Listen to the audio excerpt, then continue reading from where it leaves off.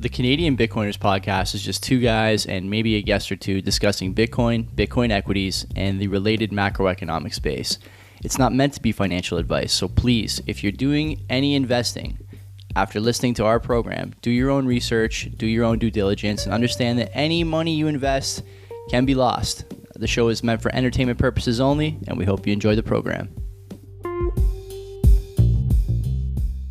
Friends and enemies reporting in from 50K day. This is below 50K though. It's 50K. I got it. I got it at 50 right now. 50. What is it? 50,024. 50K day. Number 150 here on CBP Media Network. This my is coin market cap is showing something else, and buddy, my block clock is showing something else. You got to reset the block clock. 2 for 2. The block clock's never accurate. I got to change. It's my 5 minutes behind. Yeah, that's the other problem. Up to. I'm Joey. That's Len. Welcome back. Buddy, great day to be a Bitcoiner. What's going on in your neck of the woods over there? Just basking in the glory of what's going on with the price of Bitcoin. You know what? Like, I typically don't follow, but today I did. For some reason, I did that. And you know what? Looking at this and watching it go up and up in price, like how could like anybody out there really say that Bitcoin's not gonna fucking moon? There's, not financial advice, of course, but if you're fucking sitting on zero, fuck you. You're an absolute moron. There's every opportunity to come in. It's still relatively cheap in my particular opinion, but fuck you if you're sitting on zero, because it's a good time to get in and keep stacking away. KYC free. We'll talk about that in a moment. I don't get the zero thing. The ETF inflows are completely insane. I put a post up on our website maybe a week ago with some of the ETF inflows. It's $1 billion like plus a week.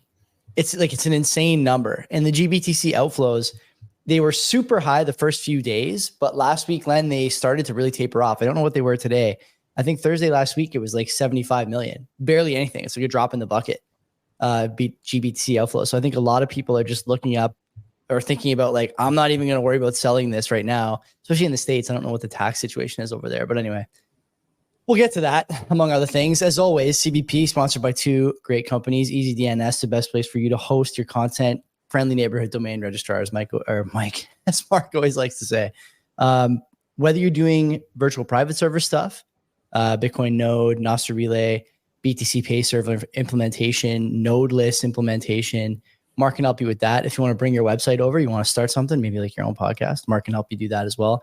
You want to do email that's not so easily crawlable by the powers that be, Mark can help you with that as well. PGP and GPG email over there, all that and more at easydns.com, where you can sign up. Use the code CBP Media. Tell them we sent you and get 50% off your first buy. Plus, Len, they got other stuff there too, right? Access of Easy runs through EasyDNS, which is a podcast everyone should be listening to. Bomb thrower over there as well. A website everyone should be reading. Lots of stuff going on the other side of the Rubicon there. Mark is doing great work. EasyDNS, great sponsor. We're happy to have him. Who else we got? Bull Bitcoin, Joey. Bull Bitcoin, which is also a great place to buy your Bitcoin if you want to. So you can sell your Bitcoin. I'm sure people out there are thinking it's a good time to sell your Bitcoin because the price of Bitcoin has been pumping. We've had a great day in terms of with respect to the price. But you know what? Don't sell. Keep your Bitcoin and keep stacking away. That's my non-financial advice to you.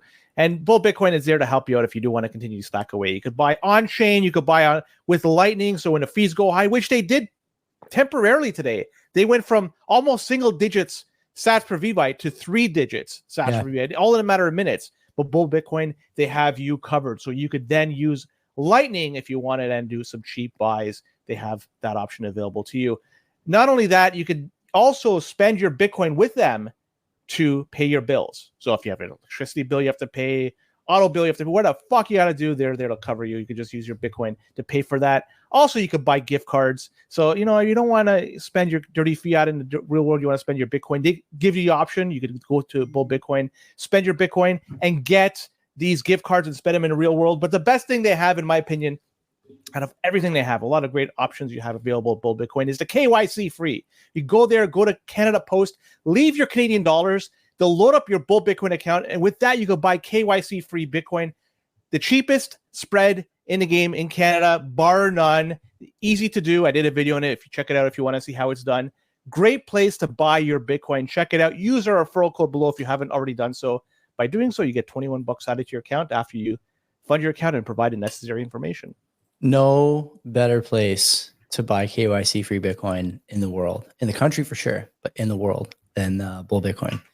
So lots to talk about. Let's do some housekeeping first. Last week, you had a great last minute show with Praveen Pereira, who's a guy you and I are friends with. I've met him a few times. He was first introduced to me, I think, at Innocente 2 years ago, before he did his whole like exfil from Canada to the greener pastures of Texas there, which you guys talked about. Lots of discussion. He's obviously more well-versed in the code side, the technical side of Bitcoin than we are, and has some strong feelings, as you do, about the ordinals / shitscriptions, I think I have to call them now after listening to that interview side of things. That was really good. So big thanks to him for coming on. I realized that was short notice. We appreciate that. And I got to say, he's welcome back anytime. That was a really good episode. 100%. If you haven't listened to that yet, you should. This week, we have a very special guest coming on. Time TBD, Chris Irons, quoth the Raven, who's become very popular in the Bitcoin space in the last little while for his about face on the best asset in the world over the last week or 2 weeks or so.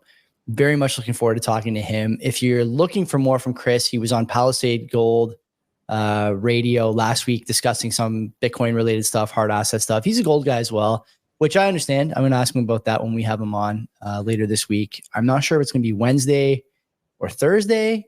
I think it could even be tomorrow. I'm not 100% sure, but I will tell everyone as soon as I know. And we'll rip that stream probably midday if I had to guess. So keep an eye out for that. Two Whites and a Blue release. It will be live. Yeah, regardless of when we do it, it'll be live. Unless he has some opposition, but honestly, I doubt it. Two Whites and Blue released a show on Saturday. It was pretty good. Mike and Will were over here on Friday night. We did a good rip, had a few beers, talked about a lot of things that are important to us as usual. Highly recommend subscribing to that show. I don't think NHL 94 released an episode this week, but I could be wrong. I try to do it every 2-3 weeks. This weekend I have an interview with perhaps the greatest player in the Genesis side of things, and his name is Angry Jay. So he'll be joining me on Sunday, and then I'll release it, who knows, sometime in the next few days after that. So he's apparently the best Genesis NHL 94 player out there. He smokes everybody. Won the King of 94 tournament a few times, and just he's running away with it. So yeah, maybe I'll have a match with him after, and just to try to keep it under 10 goals. Hey, when are you doing the Your Life, Your Term show? It's next week or the week after. I forget. So you're doing that. You were also on High Hash Rate, right? I haven't listened to your full High Hash Rate episode yet, but I did enjoy the bit that I heard. Those guys are good. We should at some point. I'm leaving the basement, Joey. This is incredible. I know. It's crazy. You're getting out there. It's good to see. So I'm looking forward to hearing you on Tom and Nick's show too. That's always a good place to hang out. And I think you're playing some NHL there as well, are you not? Yeah, we're going to be. Yeah, I'm going to bring the controllers, bring the Genesis. We'll play. And I don't plan to leave there until midnight. So I love it. I love it. Don't tell them. No, they suggested. I'm kidding. No, they didn't. But now they know. Also, I'm going to stock up on some beef while I'm there, because every time I go there, there's always I'm going to pilfer some meat. Controversy about beef. I might as well do it, right? Like, to be further I have discussed. This reputation. Yeah, to be further discussed on their air, I'm sure, on later. In person, I want to get to the bottom of this. Who is the person that did this? Because my good name is being smeared as a result. I would not take any of their meat. With only the stuff that we purchase. So can't have that. I think that's it for housekeeping. You want to do some? Oh no. One more housekeeping item. Sure. Because there's going to be a halving party taking place at the brewing company that you mentioned, Innocente. It's going to be taking place Waterloo, Ontario. So Innocente Brewing Company, April 20th, 5 p.m. Eastern. What if the halving is before that? Like, are we trying to hit the day? We don't care. What are we doing? I have information that this is the date. Looks like they don't give a fuck. Whatever the halving date is going to be. This is the halving party. So there you go. Is it during the weekend? It probably is. No, it's a Saturday. Wow, incredible! Everything is lining up perfectly for this. I plan to attend. Joey, if you want to attend, I don't know if you're committed unknown. We'll unknown. There you go. Yeah, so it's going to be a game time decision. And yeah, so it's going to be good. Apparently, we're getting some flack. All 21 people in that chat have to attend. If you don't, Joey, then we're down to one. It's 20 people, and somebody's going to get kicked out of that chat. We'll see what happens. But anyways, there you go. Yeah, having party, April 20th, Innocente Brewing Company, 5 p.m. Also, got some boosts. I'm just going to rhyme them off quickly. We got the Bamboozler 210 sats. Life is a game. Give me the Bitcoin version where the rules are clear and determined, over the fiat version where they are arbitrary and changed on a whim by the people that are winning. I like that. Yeah, because it's clearly defined the rules with Bitcoin, the issuance schedule. There's so much that you could just look at the code and you could predict what's going to happen moving forward, except the price. The price is unpredictable. Top W Cone, 395 sats. Joey, this is an interesting comment he makes. He said the union members of UPS will not lose any jobs. All the layoffs are in management and temp jobs not being renewed. The union contract protected them from layoffs. The hidden story is shipping is down, and I mentioned that as well. FedEx has laid off people. Amazon ditto. ODL carrier has laid off too. I don't know what ODL stands for, but anyways, they did. And rail companies have cut stockyard hours due to lower volume. In consumer economy, lower shipping means less buying. That's the real story. And that's a telling tale of what's going on with the economy in the US. So there you go. So those UPS guys, at least were unionized. It looks like they're not going to lose their jobs. I see in the comments, Grace 2 commenting from Twitter about how to RSVP to the halving party. I can't respond to Twitter comments in the chat. So how do you RSVP? That'd be a good thing to know, actually. I don't think there's a RSVP to the best of my knowledge. Just simply show up. That's it. Just show the fuck up. There you go. And there you go. Yeah, so if we jam the place, all the more better. You know, like, I don't know if there's any sponsor or anything. We're just unofficially associated with it. So there you go. And I don't know what's going to happen, any events or anything that's going on there. But anyways, last we have Mo BTC Dick, 550 sats, writes in, gotta say Len was great on high hash rate, but I desperately want to witness Len after partaking in some of the old devil's lettuce now. Not going to happen. You did say on the show that you're a CBD guy, though. I didn't know. Yeah, I like that. If I have to choose of the two, and I choose one of the two, I like CBD over the THC stuff. THC, it does what it does. But maybe CBD is snake oil, like I mentioned in our chat. Could be, could not be. I have no fucking clue. But it's relatively cheap, and it gives me peace of mind. And it feels like something is going on with my joints, improving them. But again, it could all just be in my head. It could be snake oil. I could be pissing my money away. But luckily, it's not that much money. Good to know. All right. Well, we may as well hop into the Bitcoin stories here. I see you took no prisoners on the thumbnail. I think we might have some disagreement here. Do you want to start there, or do you want to start somewhere else? Let's talk really, really quick. And I don't even have it on my agenda here, but Biden's laser eyes. What the fuck is that all about? How cringe is that, Joey?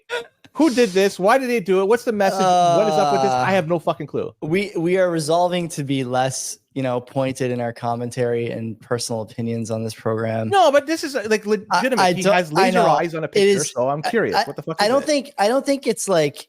Is it like a San Francisco 49ers laser eye thing? Is that what I'm supposed to take from that? That it's like a Kansas City Chiefs one? Like, what does he mean by just how we drew it up? Like, that's what I don't really get. Like, what is he going for there? I thought it was like maybe Super Bowl related, maybe. I don't know. Because I can't imagine it's something else. Like, what is he talking about? The tweet is like it's like cryptic, but it was during the Super Bowl. So what else could it be? Is it a carryover from his tweet about and video about shrinkflation? I don't know. Like, is there any connection between the two of them? That video, by the way, was incredible. All-time stuff, right? When he talks about inflation going down every day, to then transition pretty cleanly to, yes, the prices are lower, but you're actually getting sneakily less food. Like, not really great PR there. But that's what you get from a White House that employs people like Jean-Pierre and the others that are on that podium day in, day out. Dropping the ball is the kind term. I think maybe I'll stick with that, but I'm sure people have more pointed language than that for what's going on at the White House. Look, to your point, to answer the question with the tweet, I don't know. Nobody knows. I don't think they mentioned what it is. I didn't hear anything today clarifying what it meant. So God only knows what's going on over there, buddy. I don't have a clue. Honestly, I do not have a clue. That's the best. Throw something out there that is even remotely closely related to Bitcoin, say nothing and just leave it be. And you probably never address it moving forward. It just engagement farming, right? I respect that. Well, then, the debt is like 32 trillion. If you can get a couple of bucks from Elon for the views of your tweet, like, why not, right? It's fiscally responsible. Joey, I think you're 2 or 3 trillion short. They're 34 or 35 trillion. The debt. Oh, good. So just imagine that, it's just a few trillion here, it's trillions of dollars. Never we're gonna fucking repay this thing. Or I gotta look here. Anyway, yeah, that's funny. I don't know what's making the laser eyes. You know as good as anyone. 34 trillion, yeah. Wow, 200 billion on top of that too. We're getting close. It is getting real close. Yeah, by June, July, it's going to easily be past 30. Anyways, Yeah. let's talk about what's going on in BC. But first, before I talk about what's going on there, last week we had some shots fired by the Biden administration towards Bitcoin mining. And we talked about this. They had, they were asking for miners out there to voluntarily submit information, and they're trying to collect this information with respect to Bitcoin mining. And this is for the Department of Energy. They're the one that's running this. We discussed it at length. Check it out, CBP 149, if you want to get more information with respect to that. But, well, we have a jurisdiction in Canada, and I mentioned BC, that's also firing shots at Bitcoin mining as well. So before we get into BC and what's happening with Bitcoin mining, I just want to add some color to this first. So number one, we have BC, predominantly they are generating energy through hydroelectric. That's 87%, a little bit over 87%, in fact, comes from hydroelectric. So that's quote unquote green energy. That's what's powering up their grid. And typically, BC generates more electricity than they use, and they export electricity. But 2023 is an exception. And the reason being they had an unusually dry year, and that obviously it hurt hydroelectric power generation. And so they became a net importer versus net exporter of electricity. And now to the story at hand. So we have a company called Conifex Timber Inc. We'll call them Conifex moving forward. They're a Canadian-based forestry company. They're trying to get into Bitcoin mining. So they're trying to branch out into something else. And this is pretty cool. Great joke. Great pun there. Trying to branch out. Okay, continue. So BC, unfortunately, has been putting up roadblocks with respect to new mining operations plugging into the grid. So back in 2022 December, a little over a year and change ago, the province put in an 18-month pause on any new mining operations that are going to be hooked up to the grid. And this impacted Conifex because their ability to move forward to mining operation is now going to be impacted as a result. What they decided to do is, like any other company or any other individual, they decided to take this to court. And they took this all the way up to the BC Supreme Court. And the BC Supreme Court ruled in favor of BC, saying that the pause is reasonable and not unduly discriminatory. So the people setting the laws put the pause. The courts say the pause is not discriminatory and it's reasonable. So this pause is going to be there for until the end of it. They also say that Conifex, this endeavor would consume 2.5 million megawatts hours of electricity. And that's enough to heat and power 570,000 homes. That's a lot. Yeah. Okay. This is according to Conifex's information, by the way. This is, I don't think this is, so this is straight from the source. And remember, this pause back in December 2022 came at a time when BC was exporting their electricity, right? This isn't the only province that's done this, by the way. Manitoba has done the same thing. They put an 18-month memorandum starting from November 2022. And that's still currently under review, but there seems to be more and more provinces doing the same thing. But what's going to happen when BC now has to look at this pause once again, considering now last year they were importing electricity and you have all this FUD surrounding what's going on with Bitcoin mining? I suspect BC might be another province that is going to have an extended, almost indefinite ban on Bitcoin mining plugging into the grid. And this, more than ever, shows that Bitcoin miners, they have to seek out stranded sources of energy that is nowhere they can be plugged into the grid, or energy that they could produce on their own, such as maybe a oil and gas company or their own power generation station, something along those lines. But what I'm looking at here, between what happened last week and what's happening here, I think Bitcoin mining is at a crossroads. And normally, I would say that North America would be a friendly jurisdiction towards Bitcoin mining. But after seeing these stories, I'm wondering moving forward if this is still going to be the case. Seems like it's going to be harder and harder to do business. In the United States, they're going to be asking for people or the companies to voluntarily submit information, and we can suggest why this might be the case. And in BC and Manitoba, they have these memorandums and pauses that they're putting on for plugging into grid. It's inevitable. It's going to be spreading to other provinces as well. So, like I said, stranded sources of energy is key with Bitcoin mining. But still, even with that, I still think we are going to be looking at some roadblocks in North America with respect to Bitcoin mining. And that's good in one respect, and bad another. Good because you want to decentralize everything, but bad, you prefer to have it in jurisdictions that you have more control over, Canada and the United States, namely, and you don't have it sent to like Venezuela, Russia, whatever, because they are quote unquote our enemies. So I just want to say that that's basically what I'm talking about here, is that it's something is going on with Bitcoin mining. Politicians don't like it, and something is going to happen in the next little while. That's my guess. I just think there's two kind of considerations for this story and any of the other ones that are kind of the same ilk. It's sort of painted with the same brush. One is, especially now that the ETF is available in the United States, there isn't really any legal cloud over the asset itself, Bitcoin itself. The thing is legal in the way that many other things are legal, commodities and other investment tools. I don't think that's going away. I think it's all kind of heading one direction now. It's almost a done deal basically everywhere in the world, as long as the US does it. Excuse me, it's Gucci in most places. Great. So that isn't an attack vector for Bitcoin anymore. But the thing that is an attack vector, which we've talked about before, is industrial mining.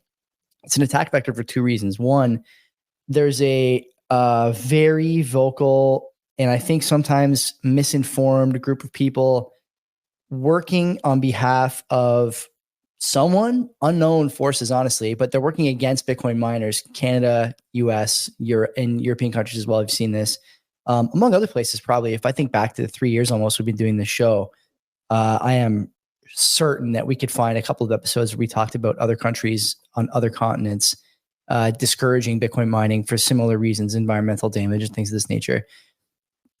I don't view this as an environmental support cause.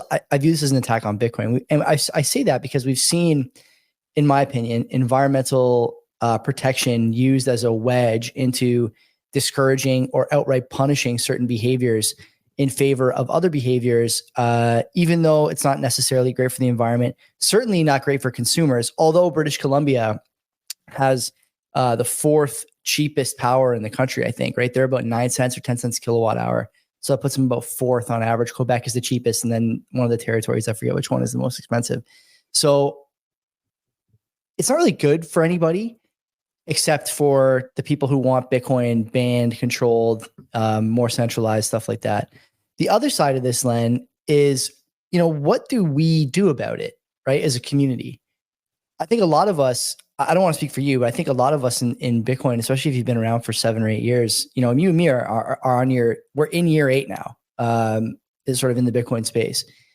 And I can't think of anyone who's ever come up with a good solution to governments attacking mining, right? We know the benefits. They're there. They're very clear, I think. Grid stabilization, demand response. We've heard these things. And actually, there's a lot of good stories that we've talked about over the years. So what do you do when a local government or a state government or a federal government won't engage with you on fair terms? I don't know. I kind of think you do it the same way Uber did it sometimes, where you just keep pushing and putting down roots until the general population demands the product or service, or the byproduct of the product or service in this case, I guess. And it becomes politically feasible and basically required to win an election to keep this stuff going. We're a long way away from that. The other thing, Len, is you just leave. And I think that Canada has suffered from this a lot in the last 4 or 5 years, probably longer than that. But in the last 4 or 5 years, it's been a number of things that we've kind of pushed away from our borders in a lot of ways. And I fear that Bitcoin mining is going to be another one. I had a moment of memory there when you were telling the story about these moratoriums on mining that provinces and municipal jurisdictions put on the books. Remember when Quebec, we had Ben Gagnon on in 2021 probably, or 2020 even? No, 21 when we started the show. And, at that time they were using Quebec as their Canadian hub. And shortly after that interview, Quebec put the moratorium on. I don't think they ever took it off, did they? I know that there's some hurdles that need to be overcome. I think that it's ended. I could be wrong, but you and me are talking and looking and reading about a lot of Bitcoin stuff, especially Canadian Bitcoin stuff. And I don't remember seeing a return at the scale that Bitfarms was in Quebec. I don't remember seeing a return. And, I I think I agree with you that these moratoriums are becoming permanent bans, just because the momentum required to overcome them, both politically and from a business point of view, it just isn't worth it. Like, no politician is going to tie their, carriage to this horse, and no company, especially not a publicly traded company, is just going to keep bashing their head against the wall to mine in a market that doesn't want them, when so many more markets are starting to want them. Specifically, obviously, in the United States, some of the red United States. I don't know what to make of this, except to say that I think it's a mistake, and it's one of many mistakes we seem to be making on the tech sort of cutting edge side of things. I mean, I'm a big fan of Professor Michael Geist, and he's talking a lot about some of the things we're seeing in the privacy space from the tech side. I think this is maybe not exactly the same, but certainly it's being dominated by the same mentality. Protectionism, centralization, difficulty opening businesses in the name of protecting, XYZ Canadian institution, power, whatever, right? Like, I just think it's a mistake, and it's going to be a costly one down the road. We talked a little bit, I mentioned it earlier in the show, the ETF inflows. This is a thing that's going to be huge for everybody at some point. It's already a huge part of like my life and your life, people listening, watching, but it's going to be big for everybody at some point. Why would you want to put your country at a disadvantage by pushing away companies that are trying to do the right thing and, use some of the stranded power, as you mentioned, to mine Bitcoin? I don't get it. Wouldn't the prudent thing be putting in like a federal level Bitcoin tax? Like, for every, it's a 0.05% tax. Everything you mine, we get, 0.05% of it. Like, that to me is the prudent thing. And I don't think we're far from that, honestly. Some countries doing that. Because as we mentioned before, it's hard to get the hardware, it's hard to get the power, it's hard to get all those things. But some of these companies already have roots down. I'm a little far afoot here at this point, but it doesn't make sense. I don't understand the principle behind this, and it sounds like it's hard to find an explanation, which makes it even more frustrating. Yeah, I don't know what else to say. I mean, in one sense, I could try to play devil's advocate as to why they're trying to do this. And I think we all like to have the ability of flipping a switch and having the lights turn on. We don't want it to have flickering or no power whatsoever. So to have it readily available is something we want. And plugging in more of these mining operations into the grid will take away from whatever electricity is being generated. There could be a potential in a not too distant future that it could overwhelm whatever is being generated. And the companies that are generating the electricity, maybe they'll even make an agreement with these Bitcoin mining companies to sell the electricity at a higher price to them. So it'd be advantageous, because selling it to you and I as a consumer, residential customer, I mean, we only pay whatever the regulated rates are, and they could potentially sell it for higher to a company that really wants it. So that's the devil's advocate side of things. But stranded energy. That's a good argument though, Len, because the miners are, sort of inherently long Bitcoin, right? So how long are you? Are you 25% greater power cost long? That still puts you, by the way, about halfway up the ladder as far as energy costs in the country. So it's really not that bad. If you're long Bitcoin, you want to mine, how long are you?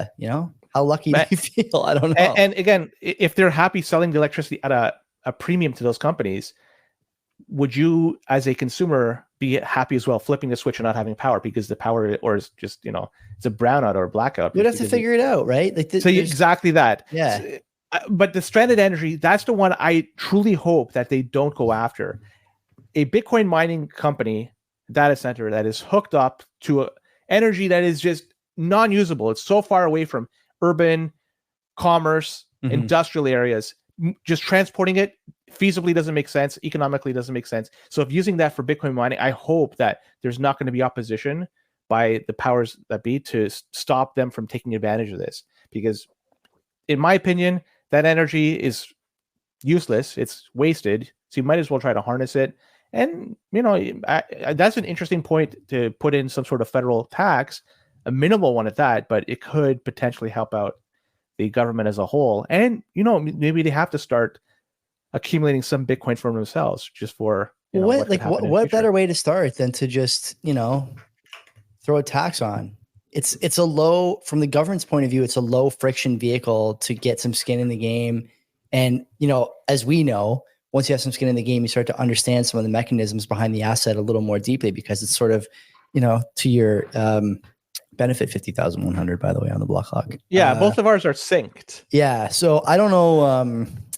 I don't know what else to say about this. I'd love to talk to somebody from that company. Maybe they want to like come on and talk to us. I don't know. Or we could probably get them if they're interested. I'm not sure a company has like a PR person or a podcast person like the Bitcoin companies do, but if they do, we could get them on. I'll even wear my lumberjack shirt. Stay in the spirit. Let's move on. Citrea. Let's talk about that because that's. Oh boy. Okay. All right. Well, this has been gaining a lot of traction on Twitter, and I think it's time that I vent on this thing because it sounds like you and I might be standing on two different sides. I don't know if we're on different sides. I suspect that the conviction we have is a little different. Okay. Yeah.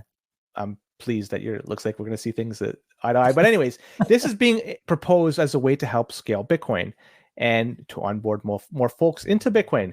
Because as we know, Bitcoin, does have a scaling issue when you're talking about billions of people onboarding into it. So this Citrea is very much tied to ZK rollups. ZK rollups. This is another thing that's been being banting around, and this is a zero knowledge rollups.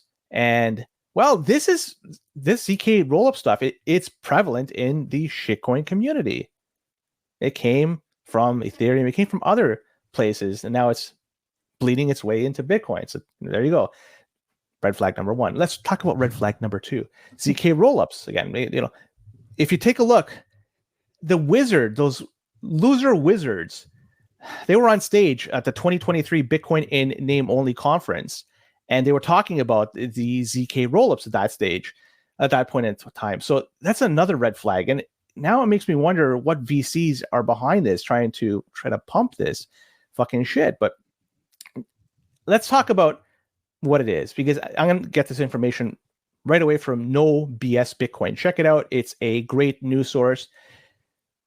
They say that since zero knowledge proofs can't be verified directly on Bitcoin, and this is for a lack of optimized opcodes, we use a multi-party committee to verify them off-chain and compute a single on-chain signatures. So right away, we're talking about you can't verify, you're trusting somebody. Then these are things, obviously, I'm not a big fan of. And the question I have is, who creates this single on-chain signature? It's verified by these multi-party committees, right? Like nobody asked me. Anyone ask you or no? No, but it's not us. It's not. And I run my own node. I can't do it. It's somebody else. You're relying on somebody else. These zero proofs are entirely done by somebody else. We can't verify shit. And they say it is it's not a trustless model. Like it is a little bit less than that. And I'll talk about that in a second. This also takes advantage of BitVM. We talked about BitVM quite a bit, and they use this as a bridging mechanism to make this all happen. Without BitVM, apparently this is not possible. And so in a nutshell, you have the roll-up operator, and this is potentially a company. They're the ones managing the funds in all this. And in this case, it's going to be Bitcoin, right? And the verifiers are the ones that are going to be using this, and they're the ones that are able to withdraw funds if needed. And if the operator is doing something that is in bad faith, well, the verifiers could challenge the process and penalize the operator. So there's a check and balance. That's what's happening here. And these rollups, like as I mentioned, they're performing transactions, and these are being executed outside of Bitcoin, but then being sent over to Bitcoin to be for the transaction ultimately. So in this case, the Citrea transactions, there's supposed to be thousands of transactions that are batched, and eventually, once they produce a validity proof asserting the correctiveness of the execution, then it's done on the Bitcoin on-chain.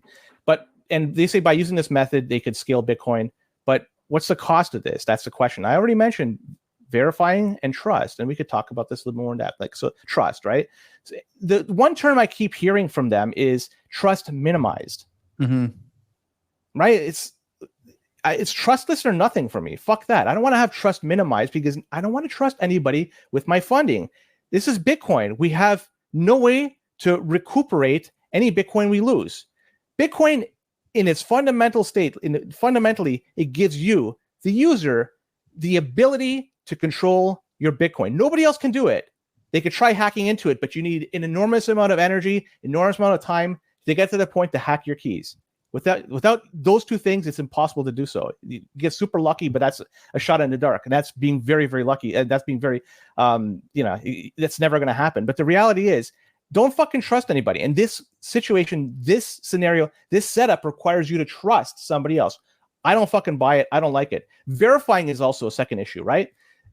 The problem with zero knowledge proofs, in this model, you can't verify the longest chain like you can in a full node. A full node, mine's sitting right here beside me. What it does, it searches for the longest chain, and it uses that, and that's where it's going to continually verify and want to broadcast to that. It's quick and easy, it works.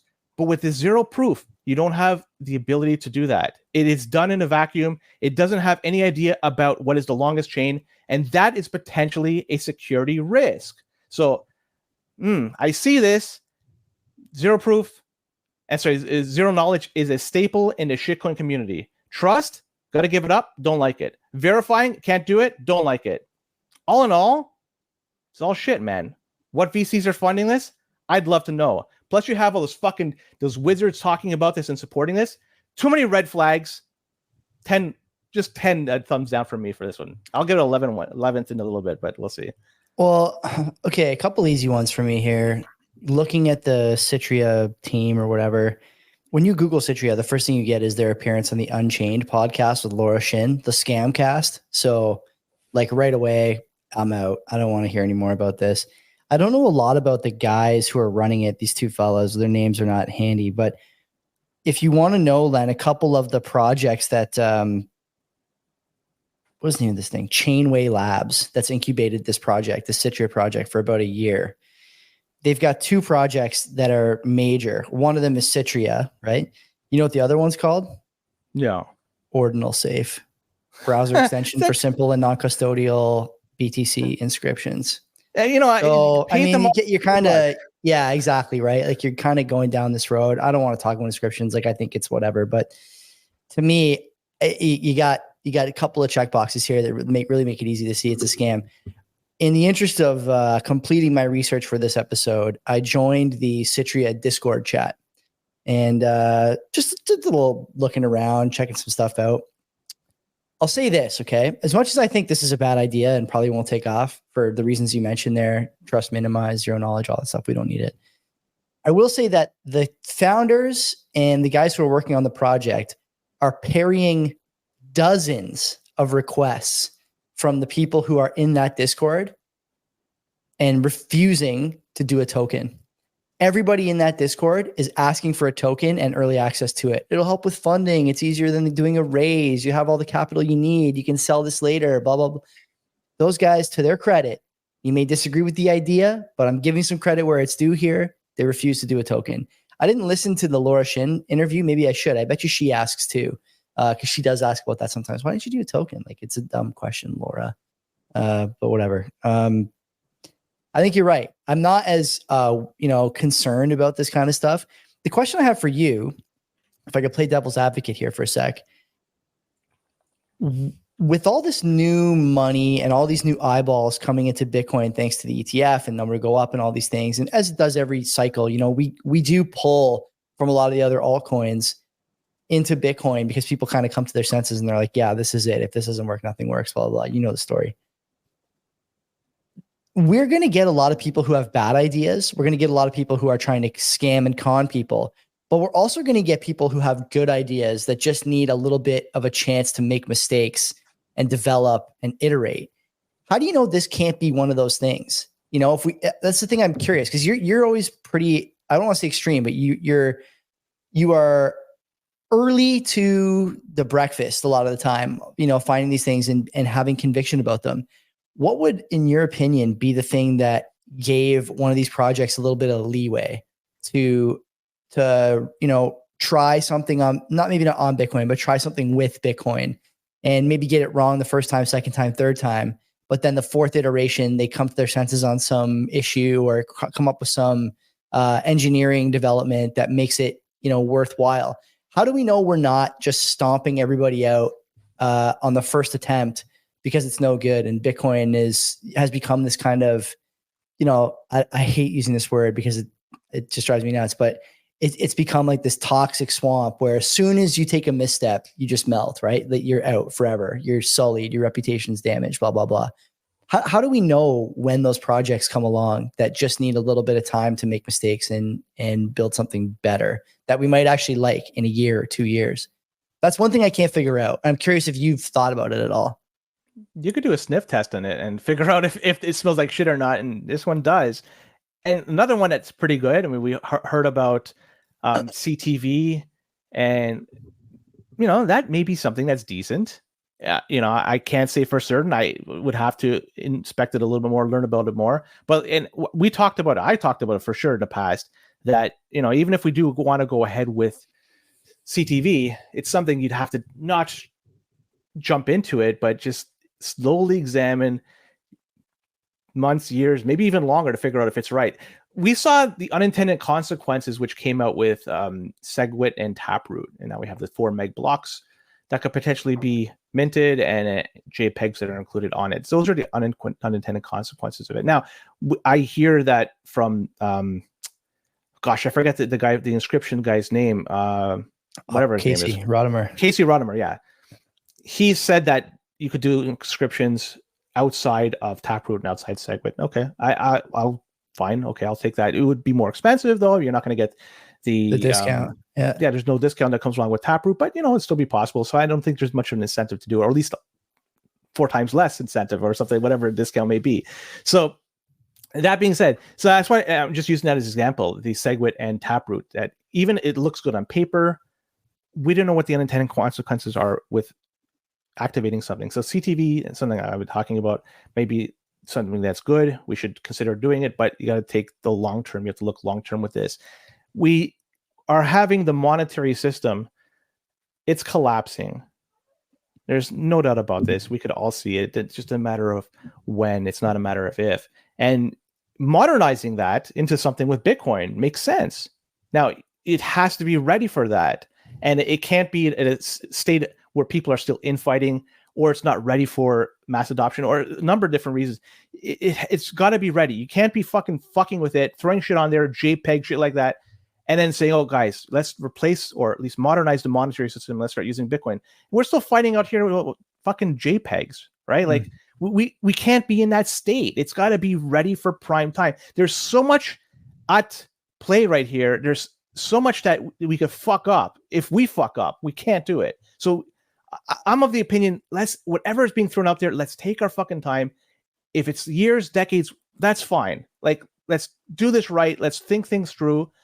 Let's use a testnet as much as possible. Let's try to find ways around it that people are looking at this and saying, I could potentially use this activation of whatever project and bring my own garbage in there. Let's see if we could try front running them, figuring this shit out. We have smart people. We could do this with enough time and effort. So yeah, as for figuring out what is good, it's a sniff test. This one, as I said, it smells like crap. Okay. Yeah. And look, we got Mr. Bailey out there. I'm not anti-lightning. Anti-lightning, I like it. It may not scale, as I mentioned in the previous episode. There's problems with scaling of that, but it helps with quick and easy payments right now. And the one good thing about Bitcoin Lightning is when I create a channel, it's our two of two pre-signed transactions. So if any of the two parties want to close the channel, they could do so. They have control over their funds because it's already pre-signed, that transaction. So there's some benefits to Lightning and there's some drawbacks to Lightning. But yeah, here and there. Big drawbacks. I mean, let's be honest.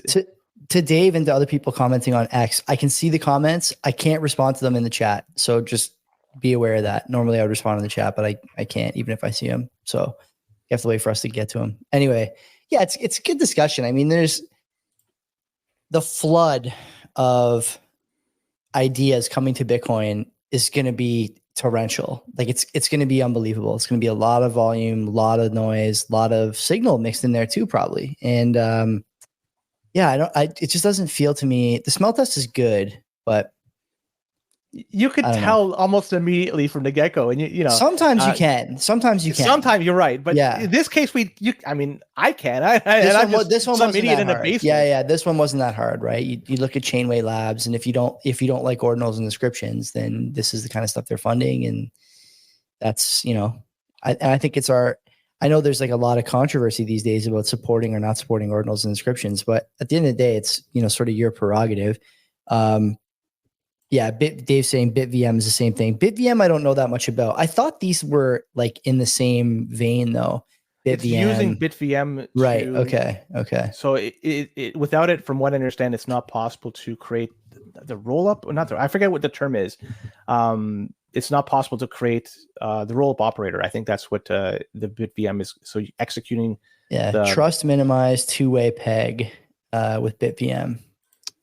That's what they're calling it. So, I mean, I'm not technical enough to know what BitVM is. If someone is, like, minimize, whatever. There's still. I don't know. Trust minimize. I don't like.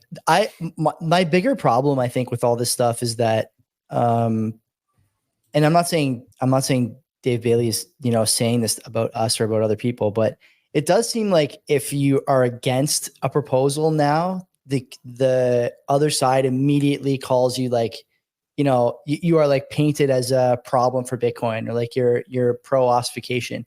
I don't know that I'm pro Bitcoin ossification. I like layer 1 the way it is. I don't really want to add L2 functionality that doesn't embrace the core tenets of layer 1, right? There is ways to do additional speed and scaling and stuff on layer 2. Maybe it's Lightning, maybe it's not. But like Len mentioned, the trade-offs are clear, present, and I do think that there's something to be said about what happened with Taproot, obviously, and the defensive posture is maybe warranted at this point, at least for a little while, right? We're about to enter into a period of significant change for Bitcoin. And what you speedy trial should not be used for a very, very long time, in my opinion. Yeah, we should avoid using that unless that was a weird one, right? Yeah. Anyway, let's keep going. Yeah, we'll talk about MicroStrategy, and they're following in the CBP footsteps, because if anybody's following us, we report on our buys every month. And so whether you like it or not, MSTR, they announced that they bought more Bitcoin, and they did this for the month of January 2024.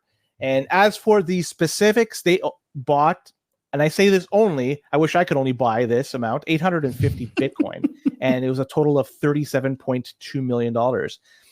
If you compare this to previous months, this, in terms of what they bought, 850, it is a very small number. I think, but they bought this amount of Bitcoin for a reason, because this amount of Bitcoin got their balance sheet to an even 190,000 Bitcoin. So it was they're basically making a statement here. So it's a round number. I suspect moving forward is going to be crazy numbers. We don't know what's going to be, but it's not going to be a round number moving forward. So MSTR stock, as of yesterday, was up 29% in 5 days. As of today, I think it went up even higher. I didn't check what it went, but it's been gangbusters in the past little while. It's been absolutely phenomenal. So anybody who's parked their money in them, good for you if you're a fiat maximalist. So yeah, whether you like it or not, they have that Bitcoin. Now, the fact that they have it doesn't give them any more privilege. It's not like a proof of stake system where they're able to validate more with having more Bitcoin. They just simply have it, and they have more of the asset. For better or for worse, it is what it is. Anybody could buy it. They chose to buy it. And I got to give them credit. They're doing it, and they're finding the best way to do it. Dilution, going into a little bit of debt, and getting some Bitcoin as a result. We should have, I guess, next time we have a buy, we should consider bringing somebody on to talk a little bit more about this, because this is it's a very interesting topic. A lot of people like to hear about it, and we should get some in-depth information about what the MSTR is doing. SB is a pro. I'm happy to have him on to talk about MSTR anytime. Their earnings was today, right? Was it? I believe so. I believe it was today or yesterday, or today or late last week. I forget. But Saylor was on with Morgan Brennan, who I have a huge crush on CNBC today. And I haven't listened to the interview yet, but everyone's talking about the same few things. This obviously transitioned to them being a Bitcoin development company, whatever that means. The Bitcoin buy. And then a word that he's used a lot in the last little while that me and Wayfaring and SB have discussed in a chat that we have, this word accretive. And I think, Len, you and I talked about this before, that what people should be looking at is the Bitcoin per share of MSTR. And I pulled a tweet from somebody, this is like a couple months ago now. We talked about it on the program.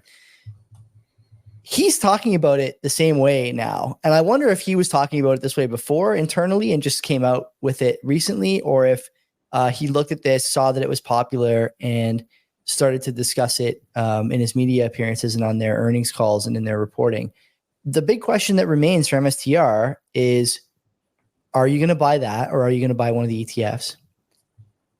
I don't know. It remains to be seen. You can see very clearly how significant the GBTC outflows were for the first little while.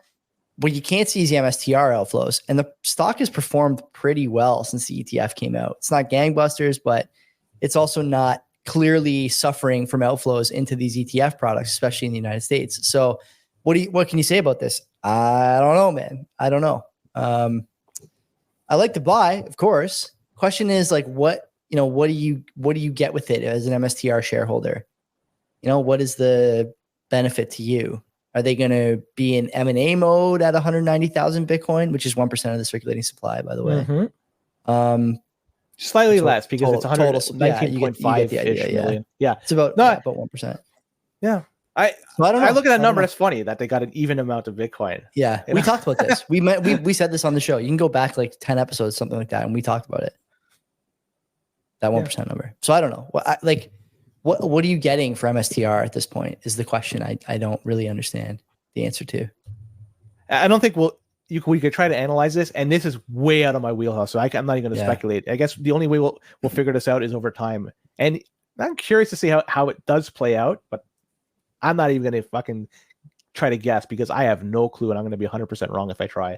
But Fidelity Canada, Joey, talk about Fidelity Canada, Serenity Now. A lot of people were foaming at the mouth this past week because it was reported on Twitter. I'm not sure if you saw it, and even by a few big names on the Bitcoin space, that Fidelity Canada has been allocating some Bitcoin to their all-in-one ETFs. And the breakdown is 1% of Bitcoin for the conservative ETF, 2.5% for their balanced ETF, and the 3.1% for their aggressive ETF.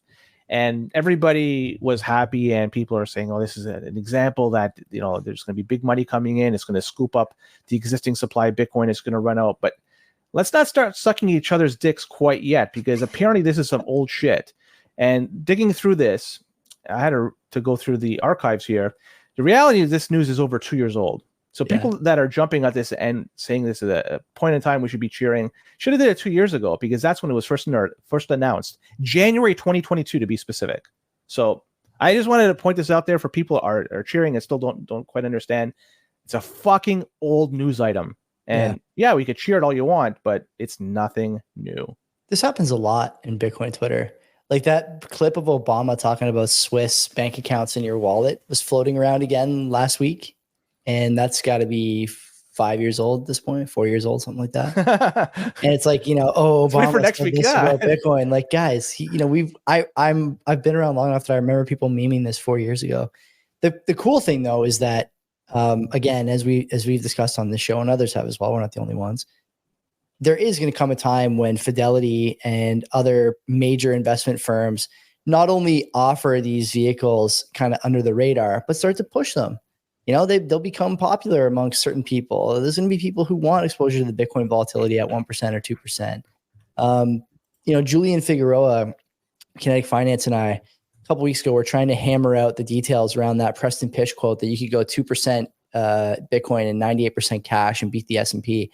I couldn't find the data to back that up, and we found a backtester that seemed to be good. But you do beat the S&P at like 6%, 7%. So maybe people are looking for something like this, right? Maybe they don't want the full 7, but they want 2 plus some gold, plus some bonds, plus some cash or something like that, right? Those are conservative portfolio options, those ETFs that are blended. And I can't imagine why they wouldn't put Bitcoin in some of these different ETFs, right? Like there's going to be a whole generation of young people coming up in the Robinhood era who maybe don't want to do the self-custody thing right away, or have some money in their IRA accounts that's taxable on removal, and they want Bitcoin exposure, but not full Bitcoin exposure, right? They position it defensively. I'm thinking in terms of my own investing, my wife and I have a joint TFSA. It's her TFSA, but I manage it. It's defensively positioned. I would love to get something that was like, 80% VFV or XEQT and 20% Bitcoin ETF, but I can't get it there. Right. So, but I would love to get that at a cheap management fee. These things are all going to come in time. And though this is an old news story, it's going to become a relevant one, I think, pretty soon. There are going to be some of these places that are offering this and positioning their investors, their clients in Bitcoin this way. If you don't like the volatility, we got something that's, position size right for you, John Doe, Jane Doe. You're going to love it. That's the story, right? We like that. The inflows show that there's desire. And I think if you add vehicles like this, those inflows grow even more. In El Salvador, there is somebody or some company that's called Cherito Cafe. Nice. And they're doing something that's very interesting, and they're using the Lightning Network to do it. When you go there and you buy from them using the Lightning Network for payment, they have set up their own LN wallet. And what this does, their special LN wallet that they set up, it pays the percentage of the sats that they receive to each employee of the company that helped make the product. So the funds are being sent directly to those most impactful for the creation of the product. So it's not just their own employees, but it's every person along the supply chain that the sats can be sent to indirectly when you make the payment. So that's really, really cool. This wallet is called Expresso Pay. Expresso Pay. You can check out their website, www.expressopay.com. Doesn't say very much over there, but that's what it is. And what I like about this is this type of setup done properly, it could limit corruption right now. So when you do make a payment to somebody, to the vendor, that money then is directed to the people that help make that particular product. So I like seeing these type of projects being built out. And yeah, I just wanted to report on that because something like this, I wish it could be done over here in Canada, but clearly, we're not as advanced in Bitcoin as El Salvador is. But somebody over there, yeah, the Cherito people, the Cherito Cafe people, they're doing something very unique here, and they're ensuring that everyone in the supply chain could potentially get some of the sats that are directly owed to them. I like that. It's really cool. I like that too. There was talk years ago about how Bitcoin's transparency would lend itself well to stuff like supply chain management. I don't remember exactly how that would work. I'm not a logistics expert, but yeah, I mean, all this stuff is going to come in time, right? People like transparency. They like accountability, at least some people anyway. I won't say anything more than that, but yeah. What I like about this too is the money is immediately sent over. It's not like you pay the vendor and you have to wait for much time for the money. Yeah, it's instant payment. And if you're a major player in the production of this, you're going to get obviously a little bit bigger of the slice. So it incentivizes more product, better product, and you're going to get paid for this. Especially when are we going to start doing this for like regular payroll? I wonder, because I think that's a huge thing that we don't talk that often about. We kind of get, I don't want to say lost in the weeds. The ETF and things like this are not, in the weeds, but isn't one of the big things that Bitcoin can do instant settlement, compared to waiting 2 weeks or a week for your paycheck? How long is your paycheck in the ether there? It's about a week, right? 7 days, I think. Or is it a full 2 weeks? You're always behind. I don't know. I don't want to discuss that. I forget. But like the point, it's not a knock like your employer. What it is just something that's worth noting, because what you're seeing there is someone parking the money that you've already earning interest on it, and then paying you later. This is right? Common in practice. Yeah. And so we got to get rid of that. Like coffee shop and supply chain, fine. But like, this is really what we got to be looking at, right? Stuff like this. Let's get this money in the hands of the people who earned it faster. Of course, this comes at a cost for people who are benefiting from the current system. Common theme in Bitcoin, but I think it's inevitable in any case.